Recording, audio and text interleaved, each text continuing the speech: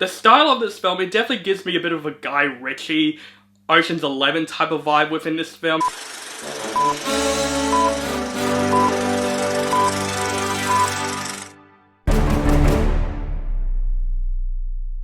What is up, guys? Welcome back to my channel. This is OCD Movie Reviews. My name is On The Brink, and today I'm going to review the latest crime/black comedy film, How to Make a Killing, directed by John Patton Ford, and this movie stars Glen Powell, Margaret Qualley, Jessica Henwick, and Ed Harris. Disowned at birth by his wealthy family, a blue-collar will stop at nothing to reclaim his fortune, no matter how many relatives stand in his way. This movie is a new film that stars Glen Powell. Now, Glen Powell is definitely a likable actor. I really do like him ever since Top Gun Maverick. This actor definitely grows a lot on me, and when I saw the trailer of this film, I've seen this trailer so many times in theaters. I think the concept is very fun. It's very interesting of a guy that's disowned by his wealthy family, but he's going out there to basically kill the relatives, literally murder the relatives to get his fortune. And I thought it's a really fun and interesting premise. And I love this cast. Glen Powell, Margaret Qualley, she's a really great actress. Jessica Henwick, Ed Harris, also some other actors in the background like Zach Woods and Topher Grace. There are some good actors in this movie. And I went into this movie not expecting anything perfect out of it. I just want to see just a fun espionage black comedy film.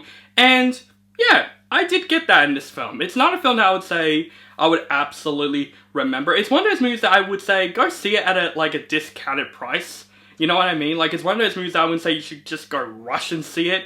But it's a decent enough film to enjoy. And I would say definitely the biggest positive of How to Make Killing is absolutely the pacing. Definitely this movie is a very snappy movie. You know, there's a lot of dialogue in this film, a lot of narration in the film. But the film gets you going, you know? It gets you invested at least at the plot of this film and curious how it's going to end throughout it. And Glen Powell, once again, he is charming in this film. And that's what he does well in films. His character in most of his films, even though they're unlikable, he has that charming factor that brings so much likability on the big screen. And I thought Glen Powell does a pretty decent job in this movie for what he is given. He's definitely not a likable character in the film because the plot that he's doing is really fucked up.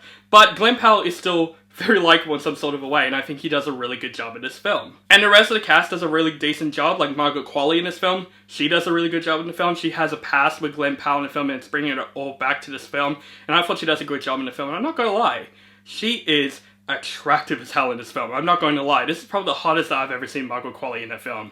Damn, she is stunning. But like I said, the rest of the cast, Jessica Henwick, Ed Harris was in this movie quite a bit. He does a good job in the film. Everyone does a really good job in the film. The style of this film, it definitely gives me a bit of a Guy Ritchie, Ocean's 11 type of vibe within this film, and I think the way the film looks, it looks fantastic. I think the cinematography is really well done. The editing especially is really good in this film. It's very, very snappy, like I said. So it's, in a way, kind of fast-paced throughout it. And the plot gets at least very investing. You know, you're invested with Glen Powell's character in a fucked up way, trying to get his fortune and trying to change his life for the better. And I thought those elements really made the film at least quite entertaining and enjoyable to watch. But wouldn't I say it's one of those films that I would absolutely forget, say in a couple of days? I would say so. It's definitely not a film that is spectacular, or not a film that I would say, yeah, it has that rewatchability factor. It's one of those, to me, one and only done movies. This movie doesn't offer anything too surprising in some sort of a way. I would say the third act of this film is when this film gets actually really good for me. But the first two acts, I'm like, yeah, it's a fine movie. It's a fine investing movie, has a really fucked up premise, but it's at least enjoyable. At least the pacing is very snappy enough to at least get very invested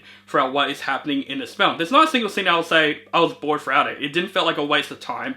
But it's a film that I would say, it's a simple review I would say. It's a film that just knows exactly what it is, it knows its demographic, and it's a film that I would say, it has a plot that you felt very invested in, you're really curious what's going to happen, but there's no surprises, there's nothing all too spectacular and memorable about it. It's just a decent enough black comedy film that had some really good comedic moments, some good snappy moments. It definitely has that Guy Ritchie vibe into this film, and I thought, it's a fine enough film for what it was. It's a very simple review for me, because literally when I walked out of this film, I'm just like, yeah, this will probably be the easiest review I'm ever doing, because it knows what it is. It's a decent enough film, but it's nothing that I would say you should just go rush out and see. It's a fine film with a pretty decent premise, and I think Glen Powell is very charming in the film. Margaret Qualley is really good in the film. The rest of the cast, like Jessica Henwick, Ed Harris is good in the film. Everyone else in the background is good in the film. There are some surprisingly cast members that's playing the wealthy families in the film. I thought that's really well done in the film, and the editing is also really well done in this film.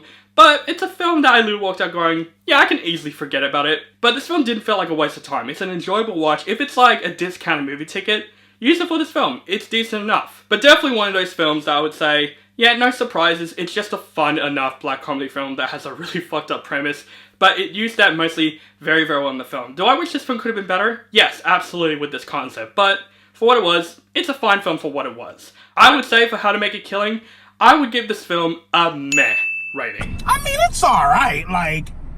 So guys, that is my review for How to Make a Killing. Let me know what you think of this film in the comments below. Do you like the film, hate the film, or you feel it's okay? Just let me know in the comments below. Make sure you guys follow me on social media links down below. Keep contacting with me, and make sure you guys subscribe to my channel now for my latest movie reviews and other movie related content. Thank you guys so much for watching, and have a nice day.